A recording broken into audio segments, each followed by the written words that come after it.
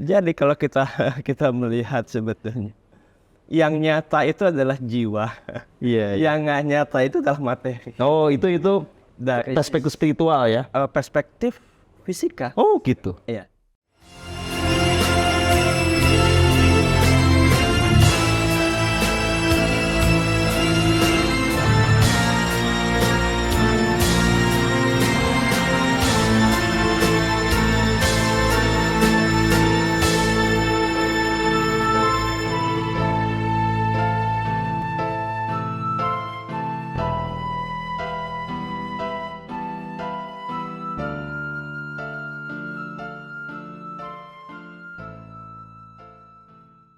Nah, saya punya pertanyaan buat dua narasumber istimewa kita tentang jiwa.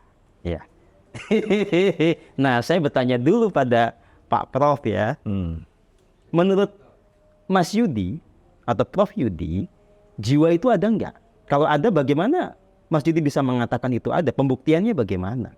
Atau Mas Yudi cukup yang penting percaya aja lah bahwa jiwa itu ada? Atau masuk kategori yang menyangkal bahwa jiwa itu ada? Kalau dari pelajaran yang saya ikuti, terutama S1, S2, S3 lah ya, Iya. jiwa itu nggak ada. Karena itu seluruh kurikulum kita itu adalah kurikulum yang menguatkan anti kejiwaan. Oke.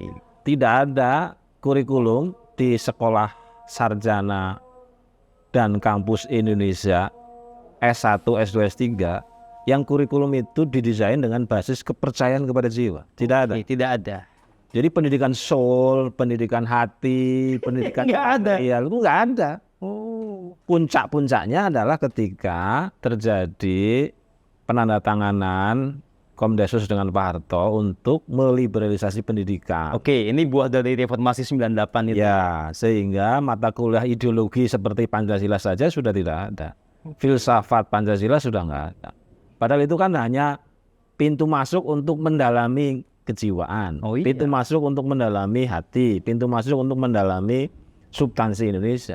Pintunya saja sudah dibuang. Jadi dalamnya sudah nggak ada. Kalau dari sisi pendidikan Oke. formal. Nah, karena hasil pendidikan formal, ya saya jadi tidak tahu apakah saya percaya atau tidak pada kejiwaan itu.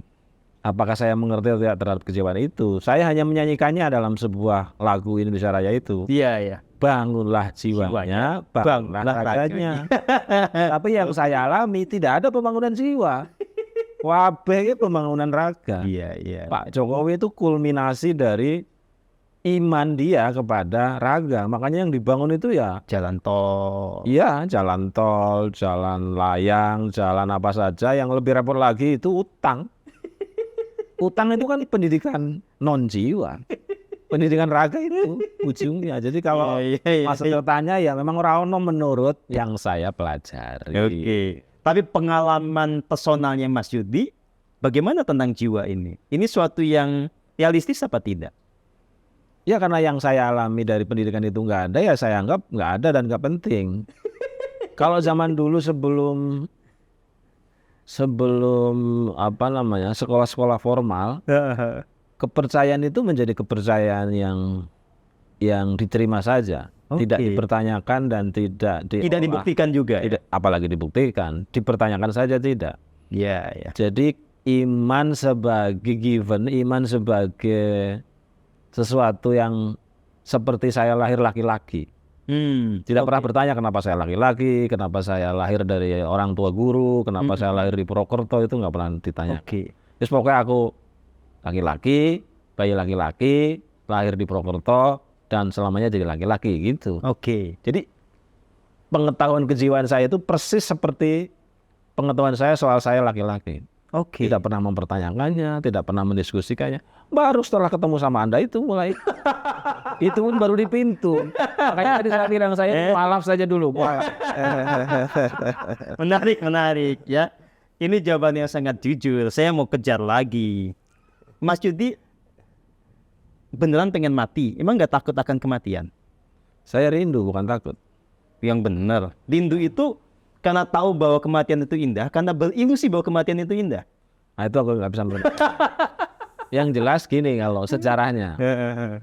Saya lulus pesantren itu ingin sekolah di sekolah-sekolah yang dalam bahasa pesantren itu hebat, namanya Al-Azhar. Oke. Lalu dilarang oleh orang tua. Oke. Lalu saya tanya, kalian menyekolahkan saya di sekolah yang terbaik, lalu saya menjadi terbaik, mau melanjutkan ke sekolah yang terbaik, kenapa dilarang? Ini kan menjadi diakronik. Iya, iya. Ayah saya bilang, kamu belum tahu apapun soal dunia ini. Wow. Karena saya tidak mengerti pikiran mereka, saya putus asa. Ya sudah kalau gitu saya bunuh diri aja. Dan saya bunuh diri. Mencoba maksudnya? Bukan, saya bunuh diri. Saya minum Baygon. Oh. Pernah minum Baygon gara-gara itu? Iya. Wow. Saya minum Baygon, mati. 3 hari itu dibawa ke rumah sakit, hidup lagi. Dan itu enak sekali. Mati itu ternyata enak sekali. Makanya saya marah kepada yang menyelamatkan saya waktu itu. Kok kalian ini kurang ajar sekali sih. Saya sudah enak kok mati. Gitu.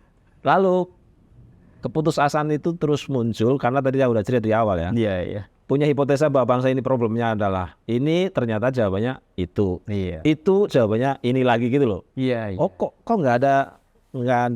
Misalnya gini, hampir semua teman-teman saya waktu itu kalau kita mengerjakan mental, kalau kita mengerjakan karakter, Indonesia itu ya minimal akan lebih baik. Oke. Ternyata yang kita titipi nggak ngerjakan gitu. Jadi di mana? Jadi putus asa itu membuat saya Iya, iya. Merindukan kematian yang telah dialami. lalu pernah mati lagi saya. Oh ya? Kapan?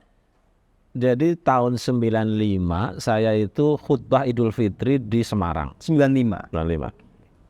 Memutuskan tidak pulang kampung di hari raya, lalu kampus meminta saya khutbah Idul Fitri. Oke. Jadi ketika mau selesai khutbah Idul Fitri itu saya jatuh dari podium.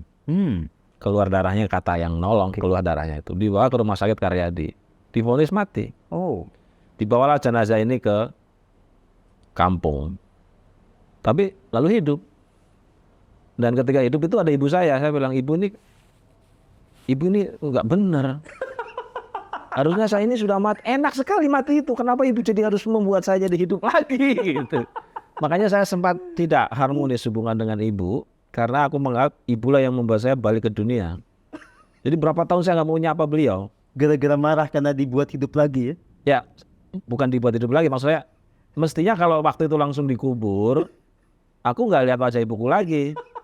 Gara-gara sama ibu saya jangan dikubur dulu, saya jadi lihat wajah beliau lagi. Kan beliau kalah. Jadi 2 kali meninggal itu secara medis membuat saya rindu dengan kematian. Ya. Makanya kalau saya semaput itu senang. Senang. Saya berharap ini adalah malam terakhir saya dalam hidup. Kalau mau tidur saya selalu berdoa begitu. Iya, iya, iya. Nggak pengen ada malam berikutnya, apalagi hari berikutnya. Malam aja udah hari terakhir, masa berikut. Jadi saya dapat kesempatan lagi ya untuk mengalami hal seperti itu ya? Belum. Oh. Jadi saya berdoa agar malam itu adalah malam terakhir itu sudah 22 tahun. Dan belum pernah terkabul itu ya? Ya kalau sudah kan kita nggak ketemu. Ya iya sih. Pertanyaannya adalah kenapa kita masih ketemu ya? Karena kita harus ketemu dulu. Cerita seperti ini terlalu berharga untuk disia-siakan. Ini yang sangat. Maksudnya tahu nggak? Saya itu berkumpul dengan orang-orang di Jakarta yang pernah mati. Oh. Jadi ada perkumpulannya nih. Perkumpulan near death experience ini ya? Ya, syaratnya orang yang bisa daftar dalam perkumpulan ini adalah punya surat keterangan rumah sakit atau dokter yang menyatakan dia mati. Jadi kalau cuma ngaku mati nggak masuk. Bisa. Atau pernah mati nggak punya keterangan dari dokter nggak masuk. Pernah punya mati tapi tidak punya keterangan dari rumah sakit nggak masuk. Jadi harus punya surat keterangan bahwa dia pernah mati. Ini lebih susah daripada jadi guru besar ya. Di Jakarta itu yang daftar dulu itu 24. Oke. Namanya Persaudaraan Manusia Mati Sebelum Mati. Lalu kami kumpul, cerita masing-masing ternyata beda-beda. Iya. Ada yang matinya itu katanya dikejar-kejar kalajengking. Oh. Ada yang mati terus gelap gitu. Nah saya termasuk orang yang matinya enak. Jadi dari beberapa kawan itu yang ingin mati lagi cuma saya. Iya, karena kalau dalam bahasa religi ini masuk kategori yang husnul khotimah. Iya. Menarik. Nah, kita hebat Pak Gun ini nih. Bagaimana Bapak coba menganalisa dengan fisika kuantum pengalamannya Mas Yudi Luar yang biasa. tidak percaya akan jiwa ya, tapi merindukan kematian karena mengalami kematian itu enak Iya, ya. iya. Sebetulnya kalau Mas Yudi ini punya jiwa apa enggak? Silakan. Ya, menarik ya. Jadi kalau kita kita melihat sebetulnya yang nyata itu adalah jiwa, Iya. yang nggak nyata itu adalah materi. Oh, itu Dari perspektif spiritual ya. perspektif fisika. Oh, gitu. Ya. Jadi kalau kita ditanya who I am, ya, apakah ini semua? Apakah kaki kita who I am? Oke. Apakah Atau I am the soul. kita? Kan orang barat selalu bilang gitu kan, I am the soul. Betul. Jadi setelah menurut penelitian, semua tubuh kita, materi yang ada di sini semua, ini adalah mendekati kosong. Bahkan sudah bisa dibilang kosong.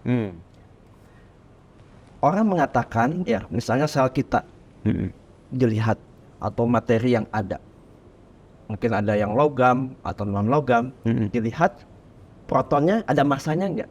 Oke. Ternyata enggak, 0,0000001. Dan di antara si partikel itu sebetulnya juga kekosongan. Betul. Neutron sama juga. Dilihat mungkin inti atom sama juga. Oke. Jadi 99,9999% itu adalah kosong. Itu hanyalah vibrasi. Yang membuat massa itu adalah energi kinetik dan energi potensial dari vibrasi itu. Oke. Nah, siapa sebetulnya yang memanifestasikan menjadi materi? Oke. Semua yang kita lihat melalui panca indera kita, feel, smell, dan lain-lain, itu yang membuat materi. Jadi semuanya ini is a non-material.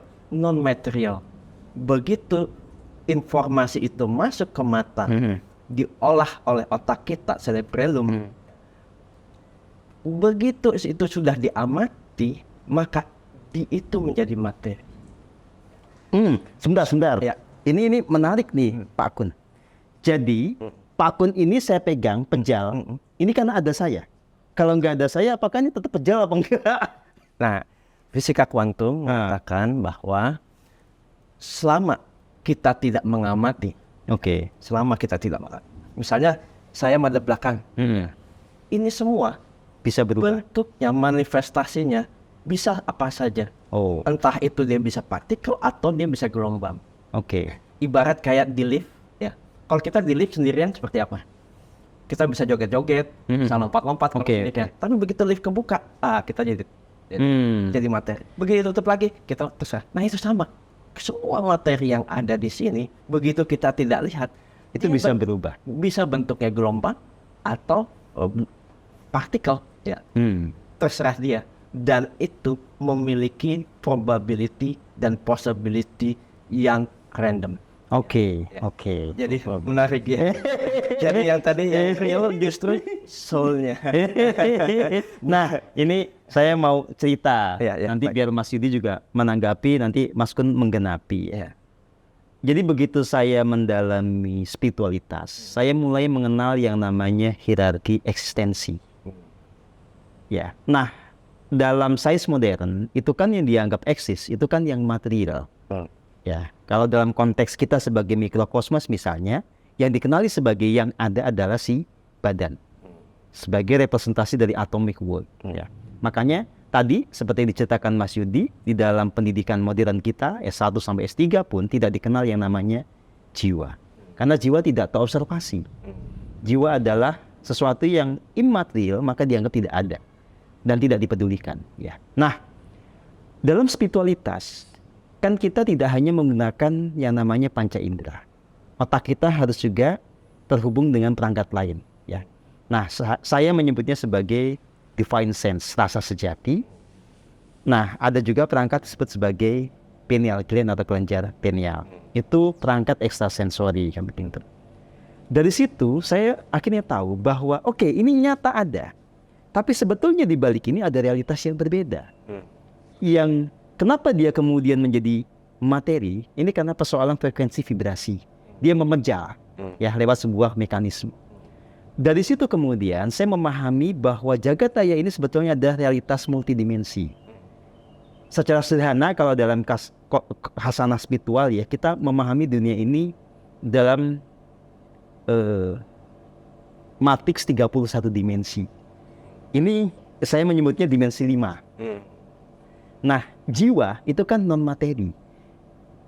Kalau dalam sudut pandang sains modern kan dianggap tidak ada. Tapi kalau dalam spiritualitas, karena kita bisa menjangkau dia, maka kita bilang ada, walaupun dia bukan di dimensi 5.